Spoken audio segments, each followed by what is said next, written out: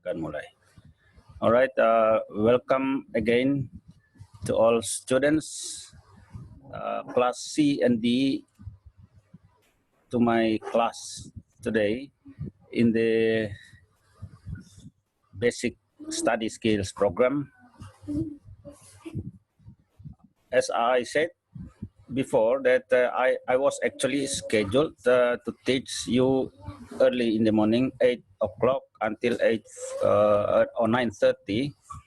But with the agreement with Ibu Santri, we exchanged schedule where Ibu Santri took my class in the morning and I now take her class, her schedule. But the materials are still the same. I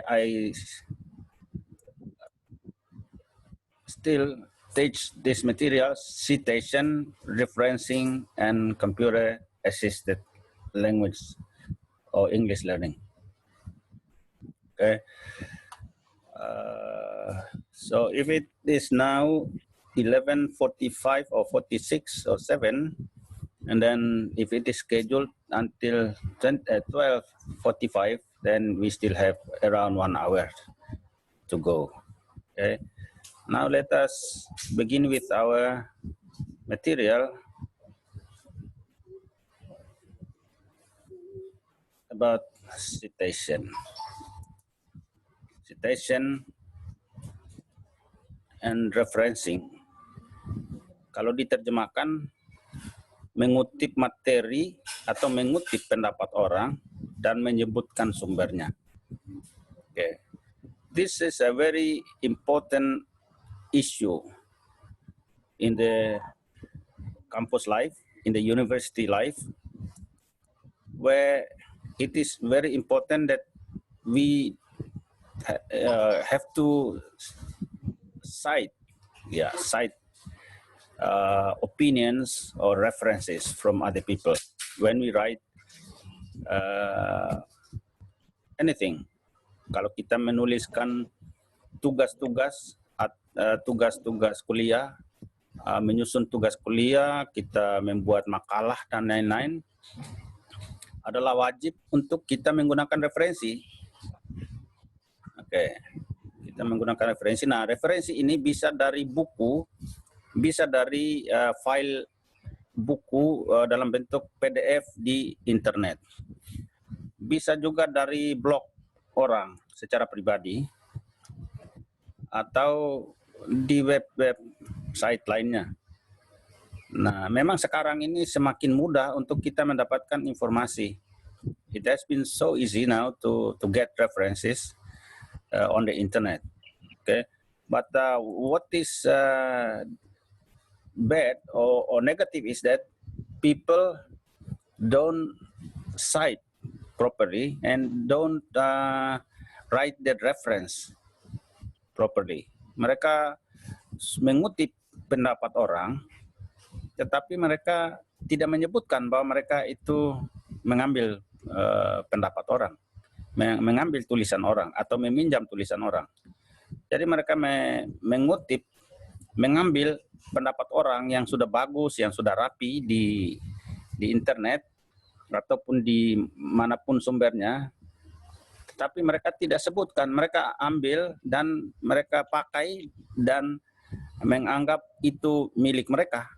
Itu salah sama sekali. Sangat salah.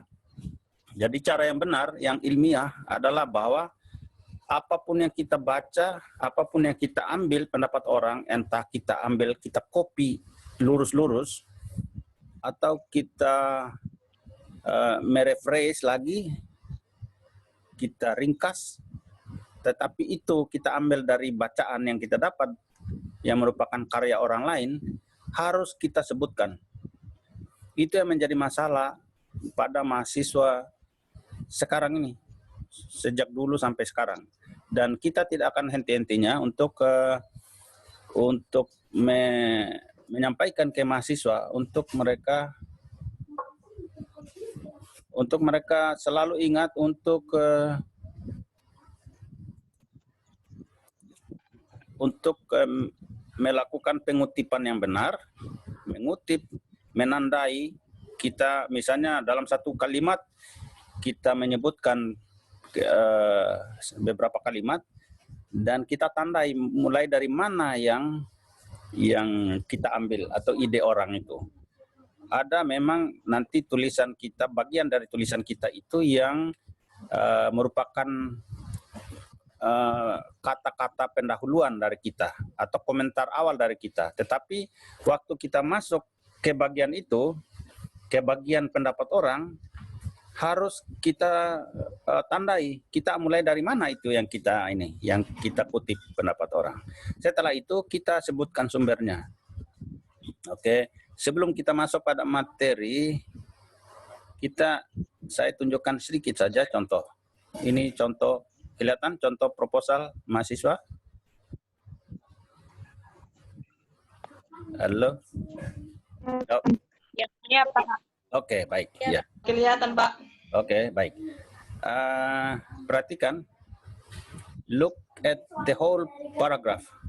The very first paragraph in this guy or this student's proposal, the first page, I don't want to mention his name or her name, but this is what he or she has in his proposal or her proposal. In human life, language is very important because it has a great function as medium of communication among community members. It means that all human daily activities are made possible by means of language because it belongs to human beings, dan seterusnya sampai di an emotion. I am very sure that this is not that student's own idea. Ini saya sangat yakin bahwa ini bukan pendapat, bukan hasil pemikiran sendiri dari mahasiswa itu. Dia pasti kutip dari, misalnya ada di internet, apakah itu merupakan materi tentang pentingnya bahasa, ataukah skripsi orang, ataupun makalah orang. Pasti. Hanya saja dia tidak mau bilang di sini. Dia tidak sebutkan dia ambil dari mana, harusnya begini. Kalau saya, ini andaikan saya ambil dari Lukas. Ada yang nama Lukas di sini kah? Coba satu orang hidupkan speaker dan kasih tahu ada nama Lukas tidak? Ada, Pak. Ya? Tidak ada, Pak. Oh, tidak ada. Oke, ya anggap saja dia namanya Lukas. Ini kan misalnya saya ambil dari skripsi si Lukas. Oke. Saya bisa ikut lurus-lurus. Saya ikut lurus. Di sini misalnya saya bilang Lukas. Ya, biasanya kita pakai nama siapa tadi, misalnya si Rian kah? Rian Bilaut kok. Kita pakai Rian saya. Kita pakai nama apa orang ya? Kita pakai nama belakang dari nama marga dari penulis. Misalnya kalau Rian kita ambil Rian Bilaut 2020 misalnya, dia baru buat tulisan si Rian ini. Terus saya taruh bisa titik 2 halaman 3. Itu says, saya pakai says that, harus begitu. Jadi tidak boleh kita ambil tulisan orang terus langsung kita jadikan pendapat kita, padahal sudah jelas-jelas kita ambil dari orang, baru pura-pura kasih orang begitu, tunjuk bahwa hebat sekali ya. Padahal saya kutip dari Rian punya. Gitu. Ini bisa di awal, bisa di belakang. Nanti ini contoh saja dulu pendahuluan. Nanti kita akan lihat materi ini satu per satu. Let us go back to the presentation material. Oke, ya. Matikan dulu kembali mikrofon. Kita kembali ke sini. this material presentation, PowerPoint presentation material is compiled by me myself. Okay, this is my complete name. NIP, nomor induk pegawai negeri, nomor WA saya ini. Mau cari di FB ini, harusnya saya tambahin tadi channel YouTube tadi ya. Oke, let me channel YouTube channel sama tadi Mandapa Daka. Oke. Ini untuk Anda bisa ingat untuk nanti bisa lihat materi-materi kuliah ataupun pembelajaran yang saya bawakan untuk juga bisa di subscribe. Itu detail saya tinggal di Obufu, ngajar Undana dari tahun 1993. Anda di mana tahun 93? Belum lahir, Pak. Belum lahir, Pak. Belum lah. Di awan-awan, Pak. Belum lahir, Pak. Oke, ya seperti itulah kehidupan manusia. Kehidupan manusia begitulah. Ada yang lahir duluan, ada yang lahir kemudian. Oke, tidak apa-apa. Anda mujur lahir di zaman sekarang, zaman teknologi. Saya juga mungkin ada kurang bagusnya, tapi ada enaknya juga. Jadi mengalami masa-masa dulu itu satu pengalaman tersendiri. Masa di mana belum ada bemo, belum ada HP, belum ada apalagi ya, bis, ya, hanya ada kapal laut dulu. Ya seperti itu. Oke. Let's go on. Ini masalah plagiarisme. Jadi itu tadi mengutip, menggunakan pendapat orang tanpa menyebutkan dengan jelas bahwa kita mengutip ini dari mana, oleh siapa, itu disebut plagiarisme. Itu sebuah pelanggaran ilmiah yang sangat berat. Oke. Dan itu yang kita harus tegaskan di kampus kepada para mahasiswa, supaya mahasiswa terhindar dari perbuatan-perbuatan yang tidak baik, tidak terpuji dengan mengutip pendapat orang. Karena setiap hari Anda akan disuruh buat disuruh buat tugas ini tentang topiknya ini, terus Anda harus cari materi. Nah, bagaimana cara mengutip dengan baik, itu yang kita mau coba pelajari sekarang ini. Jadi, sekali lagi, masalah plagiarisme ini masalah serius sekali. Di internet banyak sekali. Saya cari-cari materinya, karena ini materi baru, tugas baru untuk ngajar ini. Saya pikir harus saya cari referensi yang up to date, yang terbaru. Cari di internet, ketemu ini. Oke, di internet ada seperti ini, saya kutip sumbernya. Oke. Nah, ini juga salah satu contoh untuk membuat referencing atau citation, di mana kalau kita ambil ini bahan orang, kita juga harus menyebutkan atau menyampaikan ini linknya, link aslinya ada di mana, sehingga orang bisa cari, bisa ketemu dan bisa membuktikan bahwa memang ada di situ sumbernya. Oke. Berikut lagi, ini saya cari di internet, banyak sekali masalah plagiarisme ini sangat serius, dan itu menjadi keprihatinan banyak orang. Oke, kadang mahasiswa itu mau gampang saja, dia ambil tulisan orang, dia ganti namanya, dia bilang itu dia punya.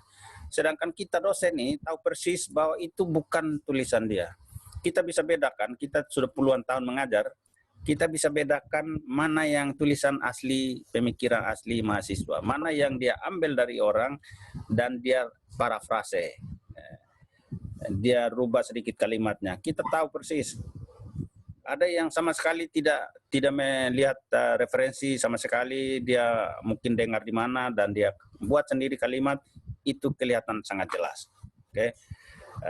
Sehingga tugas-tugas yang dikasih oleh dosen itu jangan cepat-cepat cari materi di internet terus langsung langsung pakai dan kasih masuk ke dosen. Dosen akan tahu persis. Mendingan Anda pakai ide sendiri, Anda dengan aturan yang kita sudah berikan seperti ini, Anda lakukan citation atau citing yang benar, dan menuliskan dengan benar referensinya, itu sangat terpuji. Itu sangat dihargai secara ilmiah. Tingkat ilmiah, keilmiahan dari sebuah tulisan ataupun makalah yang Anda buat, itu akan sangat tinggi apabila Anda mengambil pendapat orang dan menyebutkan bahwa Anda ambil di sini, di sini, di sini. Jadi mengambil tulisan orang itu bukan sesuatu yang hina.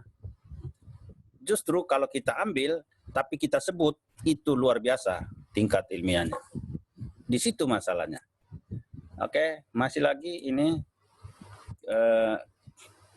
tentang plagiarisme dan solusi pencegahannya. Tadi kalau kita langsung masuk ke ini, di websitenya, oh ya ada di sini sih. Ya. Ada di sini. Ya, ini sekarang di layar bisa kelihatan, tidak? Bisa, Pak. Bisa kelihatan. Saya masuk ke website ini ya, plagiarisme dan solusi pencegahan. Oke, nanti Anda bisa cari lagi, saya bisa posting di link di itu ya. Sehingga atau ketik saja lah. Ketik sendiri di itu plagiarisme atau masalah plagiarisme, Anda akan temukan begitu banyak tulisan tentang itu. Mengapa terlalu banyak? Mengapa sangat banyak tulisan itu? Ya karena ini masalah yang sangat penting, terutama di kehidupan kampus. Oke. Kita sudah sampai di sini tadi. Nah, oke, kita masuk pada pengertian kutipan. Saya ambil materi ini sumbernya juga. Dan saya sebutkan bahwa saya copy, saya akses hari Jumat tadi malam, ya 18 September tahun 2020 jam 11:15 malam tadi malam. Oke. Itu cara mengutip, karena ini bukan punya saya ini. Saya ambil tulisan orang dan saya sebutkan sumbernya. Oke. Nah, tentang pengertian kutipan, citation yang sesuai dengan materi tadi itu yang dikasih ke saya untuk mengajar adalah pinjaman kalimat atau pendapat dari seseorang pengarang. Oke. Atau ucapan seseorang yang terkenal, baik terdapat dalam buku-buku maupun majalah-majalah. Fungsi utama kutipan dalam karya ilmiah adalah menegaskan isi uraian atau membuktikan kebenaran yang diajukan oleh penulis berdasarkan bukti-bukti yang diperoleh dari literatur, pendapat seseorang atau pakar, bahkan pengalaman empiris. Kalau itu pengalaman empiris Anda, pengalaman empiris artinya pengalaman nyata Anda, bisa disebutkan dan mungkin kasih referensi kejadiannya kapan, terjadi di mana, itu disebutkan. Kalau itu bukan pendapat orang lain, tapi Anda punya pengalaman sendiri. Jadi kutipan hanya berfungsi sebagai bahan bukti untuk menunjang pendapat Anda. Anda misalnya bicara tentang sesuatu, tentang manfaat bahasa misalnya, ya bahasa itu penting. Nah, itu kan masalah ilmiah yang Anda sampaikan. Itu masalah akademis yang Anda sampaikan. Bahasa itu sangat penting. Oke, Anda harus memberi bukti untuk mendukung pendapat Anda itu. Bahwa memang pendapat yang Anda sampaikan bahwa bahasa itu sangat penting, itu sudah dibenarkan, sudah ditulis oleh para pakar bahwa benar memang bahasa itu sangat penting. Baru Anda sampaikan menurut ahli si A itu bilang apa? Apa kata ahli si A tentang pentingnya bahasa? Oke, setelah itu ya Anda menyebutkan lagi nanti di halamannya berapa Anda kutip pendapat orang. Jadi itu untuk membuktikan bahwa apa yang kita omong ini benar dan secara ilmiah bisa dipertanggungjawabkan. Karena orang akan tanya, kalau kita tidak kutip, kita tidak sebut pendapat orang akan bilang, lu ketahu-tahu sah. Lu kicana begini mah, lu omong ini bahasa itu penting mah, lu kehebat-hebat. Anda bisa jawab bilang begini, oke, saya memang masih mahasiswa, baru semester 1 atau 2 atau 3, tapi saya baca dan sumbernya ada. Si A mengatakan begini, ini ahli bahasa yang mengatakan begini, ahli linguistik yang mengatakan bahwa bahasa memang penting. Anda sebutkan apa kata ahli itu, apa terus ada di mana sumbernya. Oke, itu maksudnya. What is a citation or referencing? Oke, apa itu sebenarnya yang dimaksud dengan ini? Citation. Citation itu tadi mengutip atau kutipan, mengutip pendapat orang, dan referencing itu menyebutkan referensinya. It is a way, kita bisa tambah, it is a way, of giving credit for someone's thinking, writing, or research. Ada yang bisa jelaskan ini? Anda bisa ketikkan di itu, di chattingnya. Ada chatting sini, ketikkan di sini. Oke, ada yang izin karena networknya bad. Oke, please write your answer. Right, sorry.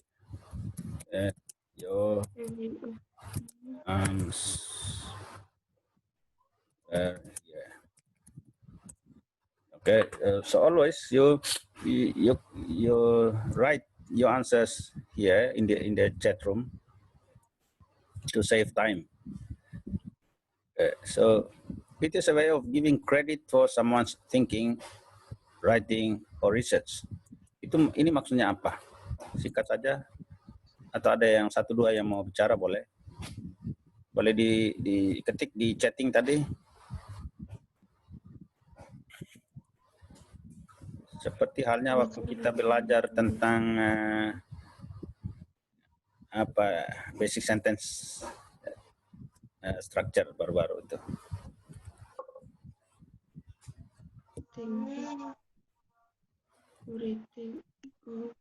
Giving credit for someone itu menghargai. Itu adalah cara kita menghargai tulisan orang, pikiran orang, atau penelitian orang. Ini maksudnya. To give credit itu artinya memberi apresiasi, memberi pengakuan kepada orang. Anda punya tulisan, kalau itu hasil penelitian sendiri, hasil pengamatan sendiri, terus Anda tulis, terus orang kutip, orang misalnya ambil diam-diam terus posting di status mereka, itu Anda akan marah sekali. Ya, Anda akan marah karena loh, itu kan foto saya, itu informasi yang saya ambil. Kok kamu ambil, tiba-tiba ambil dan posting kembali sama kayak lu punya. Begitu, kita akan marah. Tapi kalau misalnya dia tahu etika, dia ambil dan dia sebutkan, saya copy dari si Marbella Sodak misalnya. Ya pasti Anda akan senang. Oh iya ya, dia sebutkan dengan ini jelas bahwa itu dia ambil. Apalagi dia bilang izin ya, izin share ya.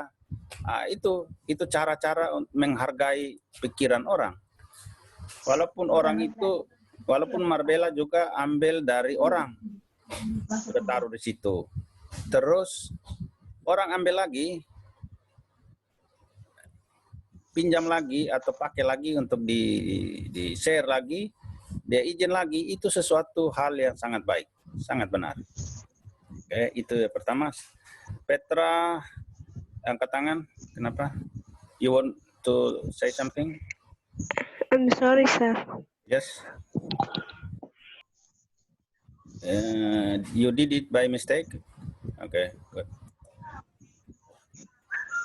Okay. Second one, you mark the material when you use it. It's a citation. And give the full identification at the end. That is a reference. That is what is meant by reference. Jadi Anda menandai materi yang Anda pakai, tandai materi itu. Di dalam kalimat itu Anda kasih tanda. Itu adalah pinjaman.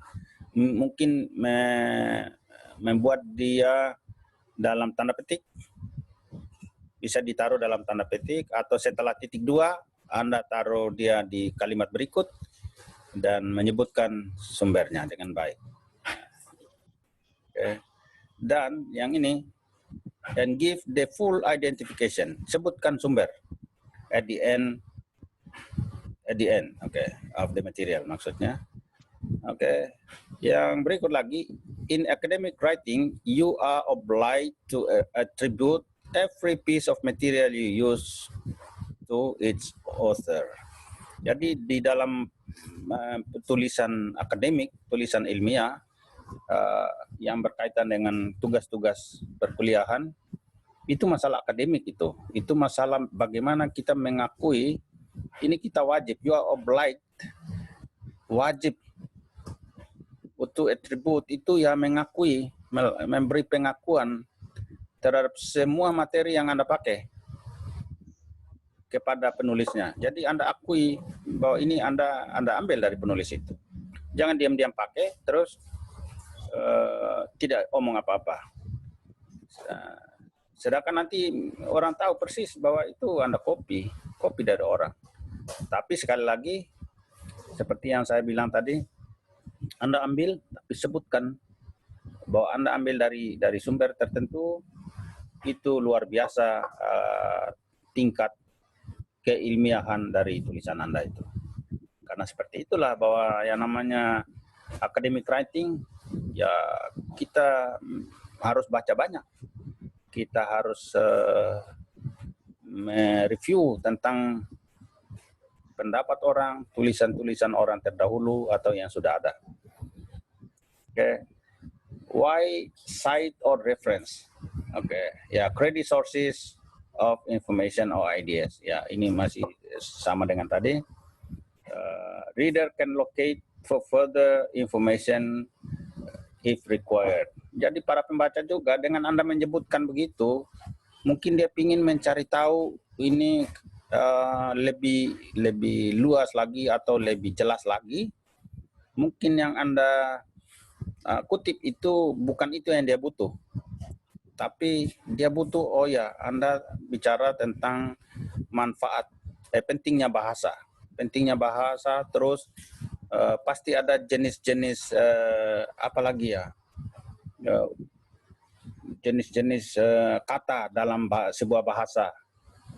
Mungkin dia mau cari tahu itu. Nah, dengan menyebutkan referensi, maka sudah membantu orang untuk nanti mendapatkan informasi yang lebih banyak lagi. Oke. Ini seperti yang tadi yang saya katakan tadi, it is also to validate arguments.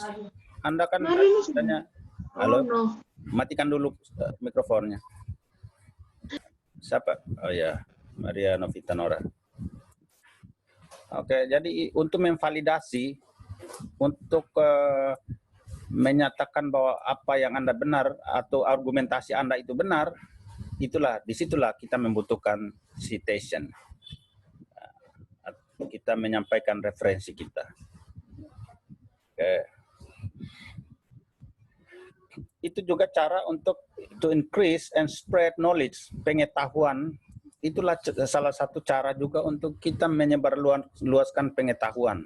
Misalnya begini, orang sudah pernah menulis tentang tadi itu pentingnya bahasa atau masalah lain lagi lah. Oke. Nah, tulisan itu memberi pengetahuan yang sangat penting bagi banyak orang. Tetapi misalnya tulisan yang ada itu hanya ada di perpustakaan yang sulit dijangkau.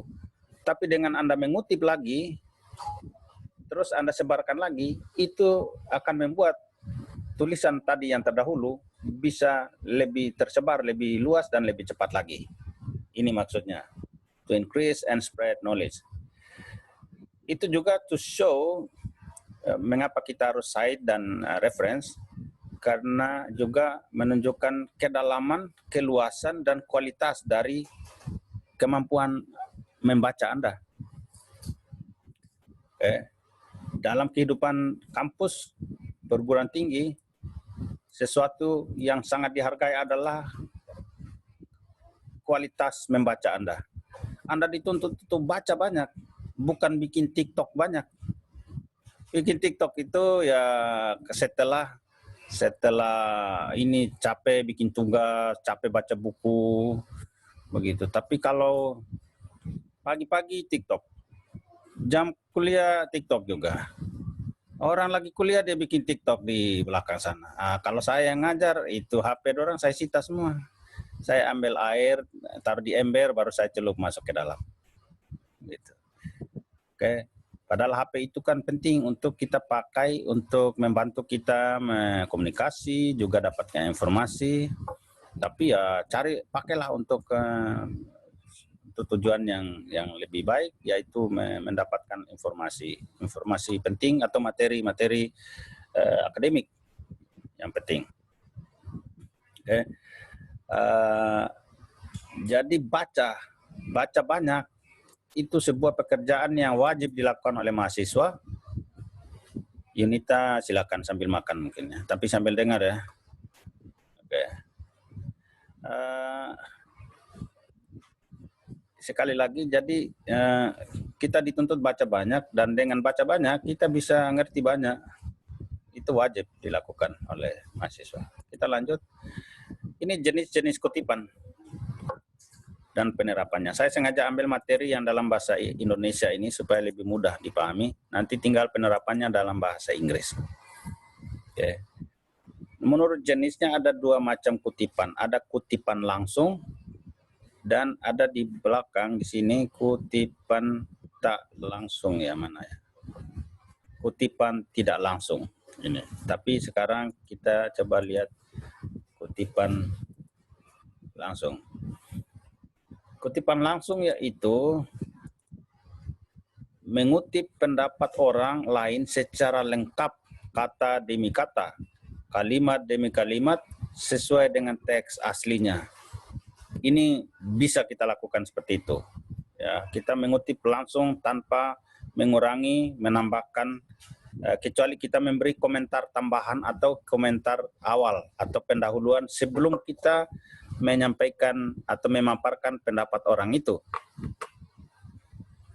Oke.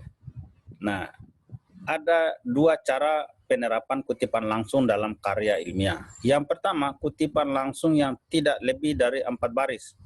Misalnya begini, dia jumlahnya hanya 4 baris. Kalau sudah lebih, misalnya 5 baris sampai lebih, itu ada cara lain lagi. Itu maksudnya. Jadi kalau dia tidak lebih dari 4 baris, kita mengutip, maka kutipan ditulis menyatu dengan teks. Oke. Nanti ada contohnya. Jarak antara baris dengan baris 2 spasi. Jadi tidak boleh beda dengan teks yang lainnya, teks sebelum atau sesudah. Jadi karena tulisan ilmiah itu wajib 2 spasi antara baris. 2 spasi ini, oke, coba kita ke sini. Inilah. Oke. Coba saya lihat ini 2 spasi atau berapa. Ini, oh ya 1,5. Oke, ya seperti ini. Dia 2 spasi. Bisa dilihat sekarang perbedaannya? Can you see the difference? Oke. Ya. Oke, jadi ya antara baris ini dan ini itu 2 spasi. Itu dimaksud tadi. Dan kalau ini 1, 2, 3, 4, 5 sudah 6 baris. Oke.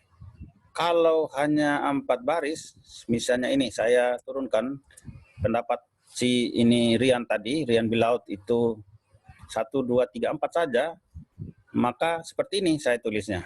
Jadi menyatu pendapat Rian itu dari sini sebenarnya. Dari yang saya taruh tanda ini sampai di sini. Sebenarnya ini. Tapi karena saya awali dengan komentar dan kalimat seperti ini, mengatakan says that in human language, in human life, language is very important because it is, dan seterusnya. Nah, ini cara, ini yang dimaksud dengan menyatukan dengan teks. Saya kutip mulai dari sini, kutipan pendapat dari ini saya kasih beda, ya. Itu kutipan saya dan hanya 4 baris. Kita kembali ke itu tadi materi. Ya. Jarak antara baris dengan baris itu 2 spasi, kutipan diapit dengan tanda petik. Oh ya, saya bisa apit dengan tanda petik tadi, kembali ke sini tadi. Sudah benar saya ini. Ya, saya mulai dari sini. Supaya orang tahu bahwa dan ya seperti ini, orang tahu bahwa itu kutipan dari tulisannya Rian Bilaut tadi. Rian kan namanya? Rian Axel tadi. Rian Axel Bilaut. Oke. Seperti itu contohnya, dan kita kembali ke ini. Kutipan diikuti nama akhir pengarang, tahun terbit, dan nomor halaman. Oke, kutipan tadi bisa saya taruh namanya Rian itu di belakang juga. Ada yang di depan, ada yang di belakang.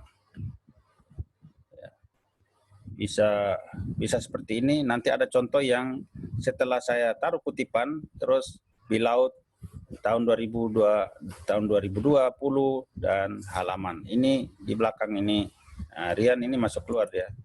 Pasti sinyal yang kurang bagus. Oke. Kembali, we go back.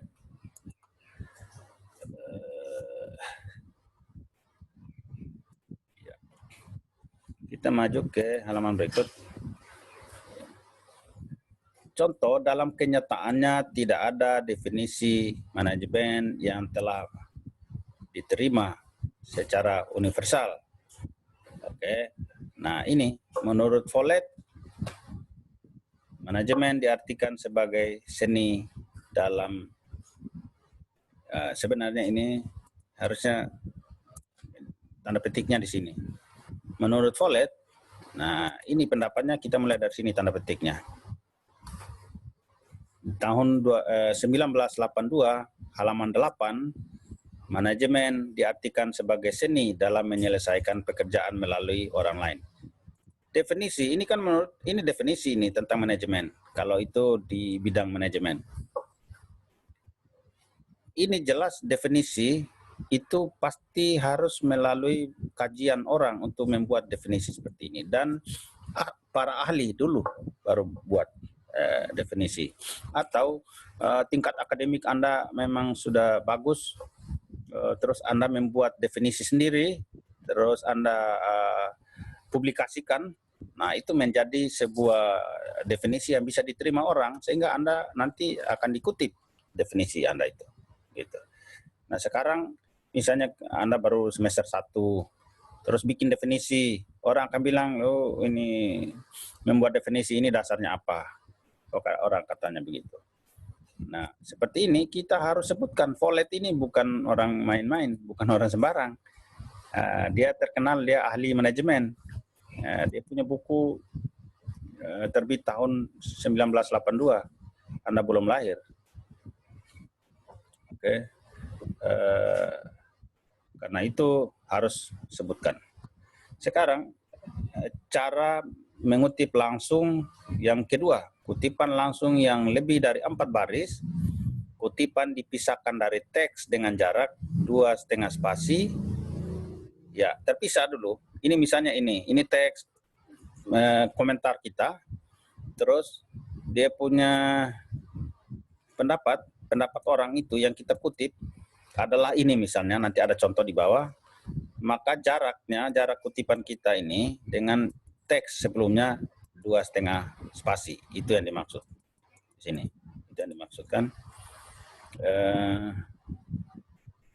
Berikut, jarak antara baris dengan baris kutipan 1 spasi saja, beda tadi. Kalau tadi itu kita gabung dengan teks, ya yang ini tadi digabung dengan teks dan antara baris itu 2 spasi. Kalau yang sekarang setelah kita pisah dari teks sebelumnya, khusus kutipan itu dia hanya satu spasi. Oke. Kutipan boleh diapit tanda petik, boleh juga tidak. Seluruh kutipan dimasukkan ke dalam, agak masuk ke dalam 5 sampai 7 ketukan. Nah, kita lihat contohnya seperti ini. Ya. Ini teks sebelumnya dia tetap 2 spasi. Ini antara ini sama ini karena ya ini 2 baris. Terus pendapat Handoko kita ambil semuanya. Handoko mengemukakan bahwa bidang fungsional mencakup dan seterusnya, ini hanya satu baris. Satu spasi antara baris. Baris yang satu dengan baris yang lain satu spasi. Oke. Kita lihat contoh lain lagi, kutipan tidak langsung. Nah, ini yang kedua, tadi kutipan langsung. Bagaimana kalau kutipannya tidak langsung? Kutipan tidak langsung yaitu kutipan pendapat orang lain yang dikemukakan dengan bahasa penulis sendiri. Jadi kita ambil, kita parafrase kembali tulisan orang itu dengan kata lain, dengan formulasi yang lain, yang berbeda dengan cara dia susun kalimat, tapi idenya tetap sama. Ide kita tidak ganti, tetap ide itu dari orang itu, tapi hanya kalimatnya yang kita rubah sedikit. Artinya kata-kata yang digunakan tidak sama dengan kata-kata yang dikutip, tetapi hanya diambil idenya saja. Oke, syaratnya adalah, ya ini saya hilangkan ini, oke. Ditulis menyatu dengan teks. Ya, kan tidak langsung, bukan kutipan langsung. Anda kalau baca novel ada seperti itu. Ada kutipan langsung, ada kutipan tak langsung, itu banyak. Tidak menggunakan tanda petik. Ya, yang begini tidak perlu pakai tanda petik karena kita sudah bukan kalimat asli orang itu lagi, sehingga kita tidak perlu pakai tanda petik. Mencantumkan nama akhir pengarang, tahun, dan nomor halaman. Kayak tadi itu saya pakai nama Rian Bilaut, tapi saya hanya sebutkan Bilaut dalam kurung. Ini misalnya di sini Bilaut 2020 halaman 3. Ya. Seperti itu yang dimaksudkan. Kita lihat contoh ini.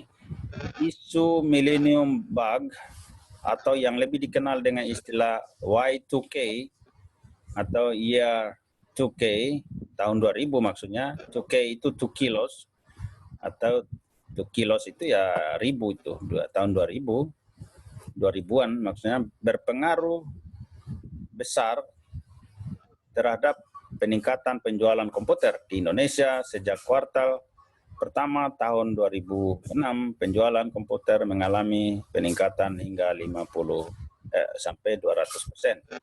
Menurut Prasetyo ini penjualan. Jadi menurut kita, parafrase lah ulang, tidak persis-persis, tapi intinya adalah bahwa si Prasetyo itu mengatakan, intinya yang dia omong itu adalah bahwa personal computer atau PC awareness, ada yang merek ini, meningkat dibanding angka penjualan tahun sebelumnya. Oke, itu contohnya.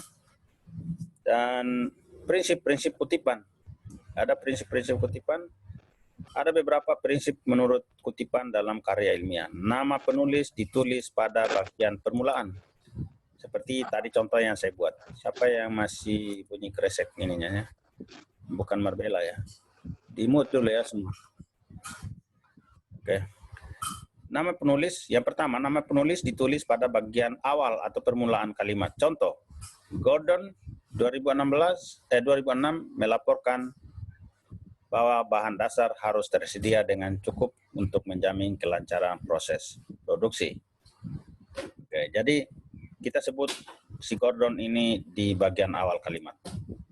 Oke, dan jangan lupa bahwa tahun penerbitan buku yang ada pendapat si Gordon ini kita harus sebut. Dalam hal ini 2006, sorry. 2006. Yang kedua, nama penulis ditulis pada tengah kalimat. Contohnya, oke, bisa kita tulis seperti ini. Meskipun komunikasi formal sangat penting bagi organisasi besar, seperti dilaporkan oleh Purwanto, ini kita sisip begini. Misalnya Marbella ada omong apa-apa, sama kayak kita cerita ke orang. Oh, tadi Marbella bilang begini ya. Ini dia kan punya HP baru kan. Nah, dia bilang ini dia beli itu HP di mana, SPC atau di apa sih itu, di Konino. Itu dia bilang dia mau bikin TikTok. Nah, seperti itu. Jadi kita selalu menyebut nama orang atau kapan atau di mana. Namun kurang menguntungkan bagi sudut pandang individual maupun perusahaan. Nah, ini masih menurut siapa, tapi dia sisip di tengah nama orang. Dan yang ketiga, bisa juga nama penulis yang kita kutip itu ditulis pada bagian akhir kalimat. Contoh, salah satu ini saya matikan dia punya ini. Oke. Contoh, salah satu keunggulan komunikasi nonverbal adalah kesahihannya atau reliabilitas, bukan gitu. Reliabilitas, reliable, ya, bisa dipercaya. Nah, sumbernya diambil dari Suzuki tahun 2000, majalah Suzuki mungkin. Oke. Atau tabloid Suzuki bisa jadi, tapi itu pasti tulisan yang dipublikasi.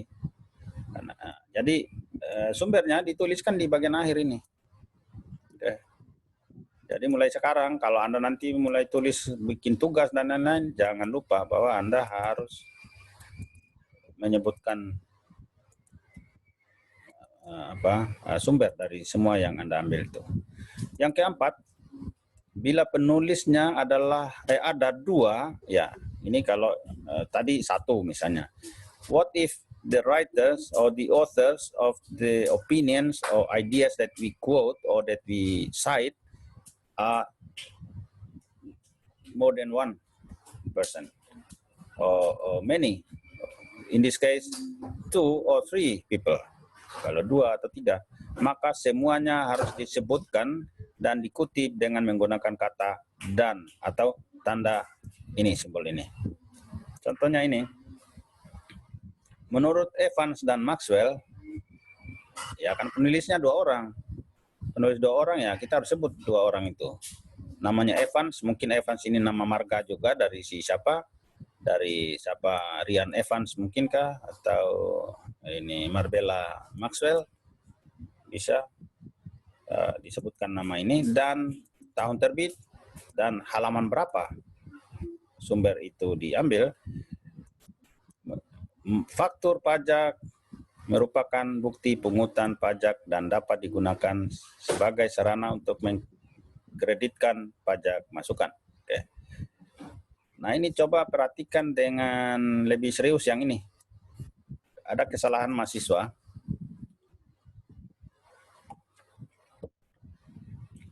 Biasanya ada kesalahan mahasiswa. Dia sudah taruh misalnya menurut Evans dan Maxwell, dia tambahin lagi di sini mengatakan. Sudah menurut, mengatakan lagi. Menurut Evans dan Maxwell tahun 2008 halaman ini mengatakan bahwa lagi. Mengatakan bahwa. Jadi dobel-dobel ini apa? Menurut terus mengatakan. Jadi ini yang salah, ini tidak boleh ada lagi mengatakan. Karena sudah ada menurut. Ini saya hapus. Ini saya hapus. Ini saya hapus. Oke. Yang benar itu kalau sudah ada menurut, ya langsung apa kata si Maxwell. Oke. Evans dan Maxwell. Atau begini, kalau Anda mau pakai mengatakan, hilangkan menurut. hilangkan yang ini menurut. Ini hilangkan. Jadi Evans dan Maxwell 2008 halaman ini mengatakan bisa koma, faktur pajak dan seterusnya, atau bahwa faktur pajak merupakan bukti apa. Jadi antara menurut dan mengatakan itu tidak boleh dua-duanya. Pilih satu. Tidak boleh dua-dua. Oke, saya kembali. Ini tidak jadi. Oke, ya, kembalikan. Yes. Ya. Ini ya, oke. Ini aslinya tadi. Kita maju lagi, tinggal 4 lagi. Ini sekarang jam berapa ya? Lagi 10 menit. Oke. Yang kelima, bila terdapat 6 atau lebih penulis, maka dikutip menggunakan et al. Atau dengan kawan-kawan, atau yang kita biasa singkat dengan DKK. Contoh, bauran pemasaran atau marketing mix. Ya, tersebut merupakan alat yang dapat dipergunakan oleh pengusaha untuk mempengaruhi konsumen. Oke. Disebut di sini, ambil salah satu nama orang dari penulis itu atau orang pertama, baru DKK, tahun berapa. Ini biasanya ada koma. Ini tadi kan 3 ya, maksudnya 3, lebih dari 3 maksudnya, bukan sampai 6. Bila terdapat 4 maksudnya, 4 atau lebih. Tadi kan 3, 4 atau lebih penulis, maka dikutip. Tidak mungkin kita taruh sampai berapa orang tadi ya. Yang pertama tadi 2 atau 3, pokoknya seperti itu. Kalau ini dan ini, mungkin 3 ya, kan tidak sebut 3. Harusnya 3 ini. 3 atau lebih, karena kalau 2 tadi kita bilang Evans dan Maxwell. Kalau 3 dan lebih, maka kita pakai et al. Atau DKK. Ini contoh, dan penulis yang sama membuat 2 makalah atau buku dalam tahun yang sama dan diacu dalam tulisan, dalam teks, tetap ditulis dengan nama penulis dan tahun dengan indeks A, B, dan seterusnya. Misalnya, Romijin 2077A, di tempat lain dalam teks diacu penulis yang sama, tetapi tahun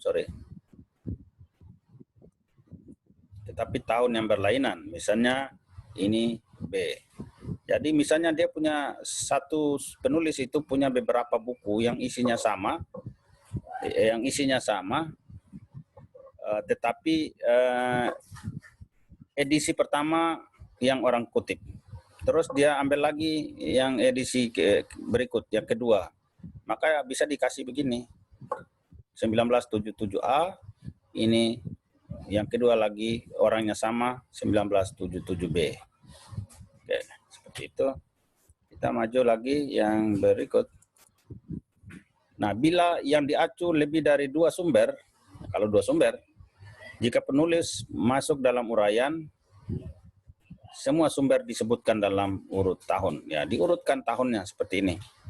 Oke, menurut Takagi tahun sekian, Watanabe dan Goto tahun sekian, dan Sato tahun sekian, halaman sekian. Misalnya sumbernya pendapatnya sama atau mirip, atau kita ambil semua, ya kita sebutkan saja semua, kita urutkan satu persatu sumber.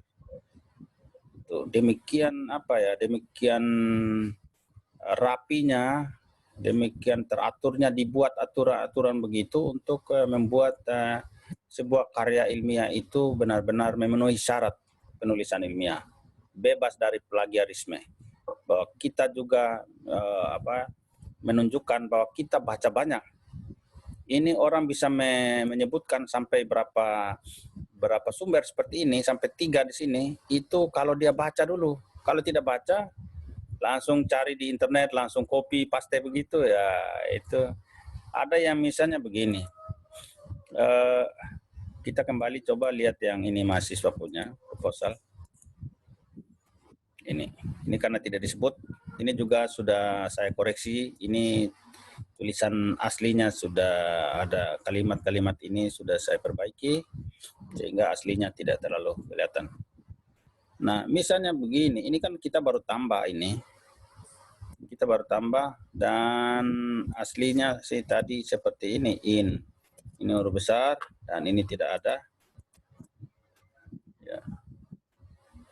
Ini tidak ada. Coba tadi ini apa yang saya omong ini.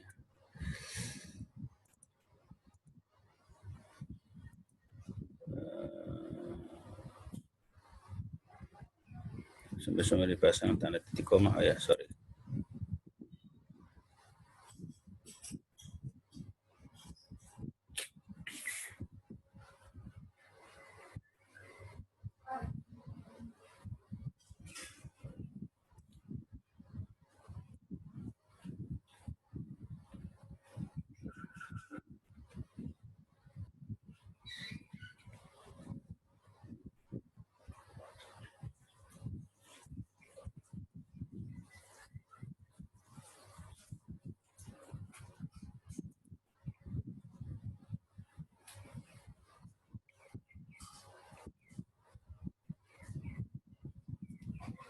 Sabar ya, tadi saya ke sana tadi untuk apa ya?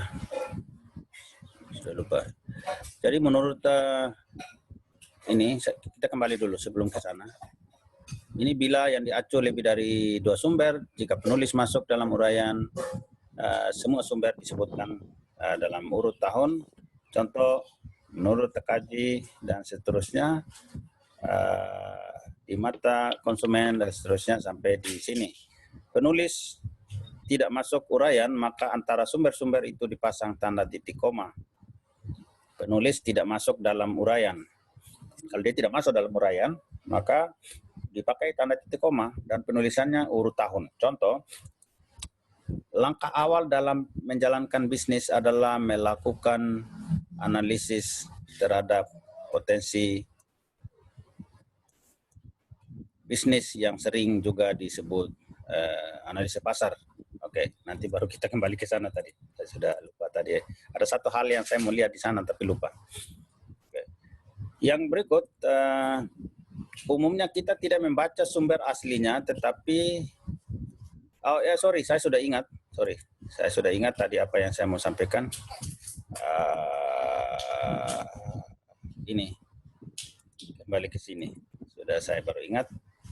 Misalnya begini, ada yang dia kutip begini, ini setelah saya yakin sebenarnya ini tulisan ini, ya paragraf ini, itu dia ambil dari satu sumber yang juga mengutip tentang pendapat ahli si Kristal ini. Tahun Kristal harusnya dia pakai koma, terus kenapa harusnya ada tahun, ada halaman, terus setelah itu ada 92. Oke. Jadi sebenarnya mulai dari atas ini, dia mungkin ambil dari skripsi orang yang mengutip si Kristal tahun 71 dan 92. Tapi dia langsung menyebutkan si Kristal di sini, padahal Kristal itu dia tidak baca bukunya. Kita baru boleh menyebutkan si Kristal di sini sebagai sumber dari apa yang kita kutip di sini apabila kita baca langsung tulisan dari si Kristal, dan bahwa language is the systematic conventional use of sounds, signs, or written symbols in a human society for communication and self-expression. Kalau kita baca sendiri bukunya Kristal, oke. Karena itu saya begini, saya biasa tanya, kamu sudah baca bukunya Kristal belum? Kamu cantumkan si Kristal tahun 71 dan 92 ini, kamu sudah baca bukunya belum? Warnanya apa? Kulit kamu baca bukunya atau ambil file PDF dari mana? Saya tanya berapa halaman semua teks itu. Dia bilang, maaf Pak, saya tidak baca semua. Oke, yang kamu baca itu di halaman berapa? Dia bilang, saya sudah lupa Pak.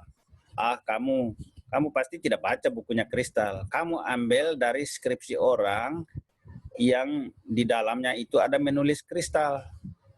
kamu juga copy langsung kristal di sini padahal kamu tidak baca. Itu. Nah, harusnya cara yang benar adalah kalau buku, kalau ide ini saya ambil dari si Bilaut tadi atau Sodak, saya akan bilang kristal tahun 71 dan 92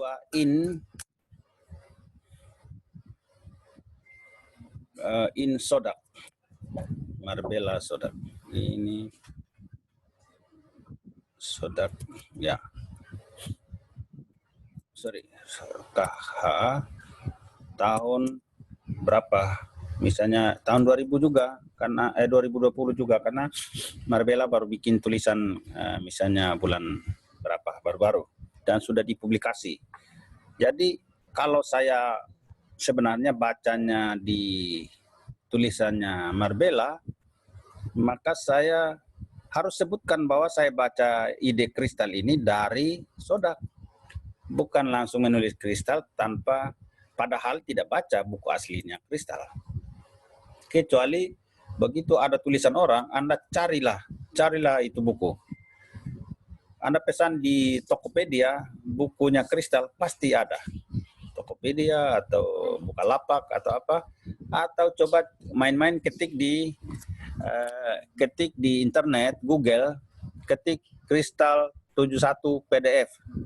Kalau bisa dapat buku PDF dalam bentuk PDF, maka itu Anda bisa langsung sebut kristal, karena memang Anda sudah dapat buku itu dalam bentuk PDF. Oke. Itu yang saya ini. Nanti kalau misalnya tadi terlalu cepat, Anda bisa putar lagi videonya. Bisa maksudnya masuk ke YouTube nanti, dan Anda masuk kembali dan klik untuk nonton, dan jangan lupa untuk subscribe ya. Let's go back, mungkin sudah lewat waktu ini, apalagi umumnya kita tidak membaca sumber aslinya tetapi membaca dari sumber lainnya atau sumber kedua yang mengutip sumber aslinya ya, seperti itu tadi yang saya omong. Jadi contohnya adalah seperti ini. Kalau kita tidak baca sumber asli tapi kita hanya ambil dari orang, maka kita tulisnya seperti ini. Suatu studi oleh Sorensen dan McCreary tahun 60 dalam Dahuri. Kita tidak baca yang tulisannya Sorensen dan McCreary, tapi kita hanya baca melalui bukunya Daruri atau tulisan Daruri, maka kita harus pakai dalam Daruri et al. Tahun 1996. Halaman 11 mengatakan penerapan dan seterusnya. Ini seperti itu. Nah, seluruh kutipan menggunakan font yang sama dengan teks utama. Kutipan itu tidak boleh beda fontnya, tidak boleh bikin hiasan memilih font yang misalnya pakai hiasan-hiasan kayak begini, yang akhirnya apalagi tulisan menulis tangan seperti ini, itu tidak boleh. Tahun yang tidak diketahui dikutip sebagai no date atau tanpa tanggal atau tanpa date. Rujukan pada cetak ulang dikutip dengan tahun publikasi asli di dalam kurung saja, seperti ini. Contoh, Marx dalam kurung begini, aslinya dulu itu, dan kita bilang tahun 96 di luarnya, 67 halaman 90. Ini yang terakhir, bila mengutip sumber dari internet, nah ini juga perlu menyediakan nama dan tempat dari sponsor sumber, tanggal mengakses, keseluruhan URL atau hanya rincian situs utama sebagai tambahan informasi, penulis, editor, tahun terbit, dan judul dokumen. Sumber kutipan yang juga lebih disukai bila ditandai dengan kurung siku seperti ini sebagai internet atau online, untuk menekankan bahwa ini adalah versi tidak tercetak. Karena sumber itu ada dalam bentuk cetak, yaitu buku yang kita beli di toko buku, tapi bisa juga sumber asal, jangan orang bikin tulisan di FB kita ambil. Orang galau mereka tulis di FB, di status WA kita ambil. Menurut ini bahasa adalah begini. Nah, itu dia lagi galau baru putus pacar, terus muat di ini, dia bikin TikTok, bikin Instagram, kita mulai ikutin. Oke. Harus, maksudnya di sini adalah harus dari sumber yang memang ilmiah, yang terpercaya. Kita cek dulu ini tulisan ini siapa yang bikin. Jangan orang asal ini tulis terus kita langsung jadikan referensi. Jadi harus cek penulisnya ini siapa dia level pendidikannya seperti apa. Kecuali kita mau cari berita kejadian apa di mana, itu tidak perlu harus dia ijazahnya sekian. Kejadian ada tabrakan atau kekacauan di apa sana, di satu tempat lah, jangan sebut. Di satu tempat kita pergi wawancara orang siapa saja yang ada di situ dan melihat kejadian, kita bisa jadikan sumber, narasumber. Itu beda. Tidak perlu ilmiah kalau sekedar berita seperti itu. Tapi kalau yang namanya tulisan ilmiah, wajib kita cek siapa yang menulis, seperti apa, apakah memang dia tingkat pendidikannya bisa dipercaya atau tidak. Bila mengutip dari sumber di atas, sebaiknya tahun yang digunakan update minimal berjangka 5 tahun. Jangan ambil yang tahun Antoni, orang bilang. Tahun kami yang orang Kristen bilang Tuhan Yesus belum lahir, kita ambil tulisannya. Zaman Yunani kuno. Itu beda jauh. Tulisan kita pakai referensi bahasa ialah. Nah, referensinya itu tahun zaman Yunani kuno. Beda lah. Sekarang ini sudah beda. Bahasa sudah berkembang. Language always develops. Oke, itu materi dari saya. Sorry kalau terlalu panjang dan saya harus dominate karena harus selesai. Silakan nanti Anda lanjutkan lagi dengan materi. Tidak ada lagi ya. Saya maksud kalau ada tugas-tugas, mungkin Anda sudah tahu harus ambil di mana tugasnya dan kapan harus memasukkan kalau memang harus dikumpulkan tugas itu. Thank you for joining my class. See you again next time. Kata thank you ini saya ambil juga dari sumber ini. Saya akses tadi pagi tadi malam ya, jam 11.59. Saya ambil dari internet. Sumbernya adalah ini. Oke, silakan apa dulu. Saya akan stop sharing. Oh, ada yang baru masuk ya. Stop sharing materi, tapi tapi akan selalu ada yang sudah terekam tadi akan ada di file dan akan saya usahakan untuk sekali lagi untuk muat di YouTube. Nanti silakan di ini. Caranya untuk saya kirim, oh ya, Anda tinggal ketik ini ya setelah ini. Atau kalau ada grup WA, bolehlah masukkan saya dulu untuk saya nanti posting linknya. Masukkan tadi nomor saya tulis di ini chatting lagi 0821 4724 9919. Kalau ada misalnya ketua kelas, bolehlah kasih nomornya juga di sini biar saya melalui ketua kelas 1C dan kelas 1D boleh kirim nomor nama atau sebagai apa, ketua kelas mana, kirim nomor ke sini biar saya catat, saya masukkan ini, saya simpan nomornya. Oke, lewat waktu 10 menit ya mungkin, tapi terima kasih. Mungkin kita tidak ada diskusi karena waktu sudah selesai. Terima kasih banyak atas perhatian para mahasiswa sekalian. Sukses selalu. Silakan hidup. Terima kasih, Pak. Terima kasih, kasih Pak. banyak. Thank you, sir. Terima kasih banyak, Pak. Terima kasih, Pak. Sama, terima kasih. See you next time. See you. Thank you for joining my class. See you next time, Pak. See you. Baik, sir. Oke.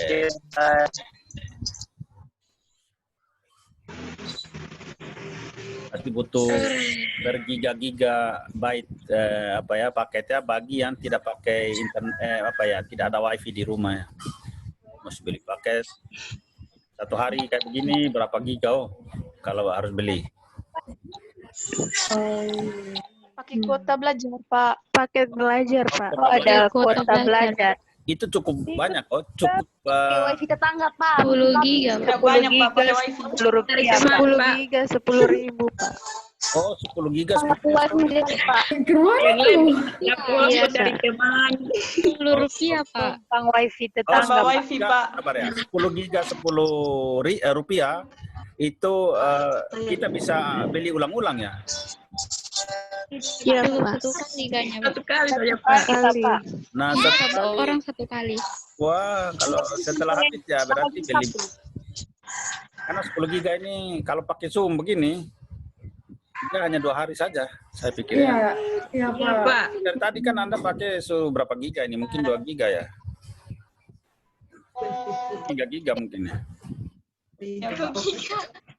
Ini paling banyak kalau ini tidak terlalu panjang ya, mungkin 3 hari, saya yakin. Oke, kalau memang masih ada Anda menggunakan wifi ya tidak apa-apa, silakan stay dulu. Pak, kapan data, Pak? Ya, Numpang wifi tetangga, Pak. oh numpang, oke. Wifi. Nah ketua kelas mana? Cari teman. Kelas C dulu, kasih nomornya biar saya ini simpan. Buat apa? Kelas C. Punya hotspot, Pak. Oh ya. Oh, pakai hotspot teman kah atau keluarga? Pakai pacarku, Pak. Hotspot dari teman, Pak. Pacar punya. Pak.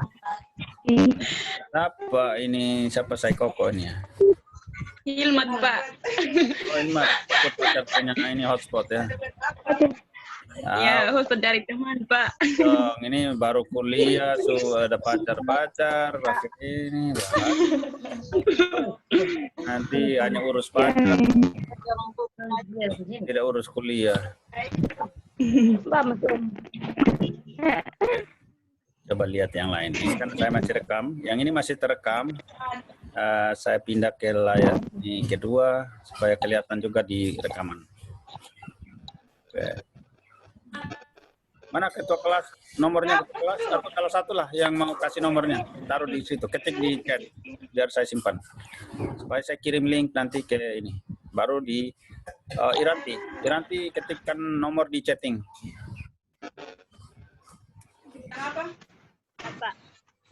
Ketik di chat room itu.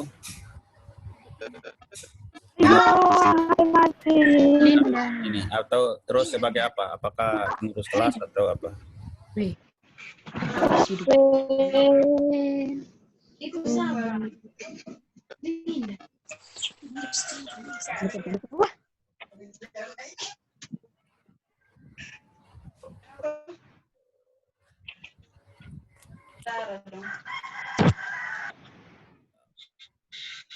Oke, sudah ada keting kelas C, kelas D siapa ya?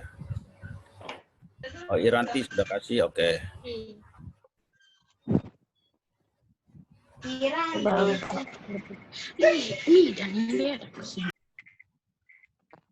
Bagi yang pakai beli paket ya silakan bisa hemat-hemat, bisa ini keluar dulu. Keluar sudah dari grup, dari Zoom. Tapi kalau pakai wifi ya aman-aman saja berarti. Oke, keluar ya, Pak. Yang pakai paket keluar ya. Ya, Bu. Iya, saya keluar duluan soalnya hotspot dari teman, jadi saya keluar ya. Oke. Selamat siang. Teman yang mau keluar. God bless you. Dah semua. Dah. Dah. Dah. Oke. Ya, stop.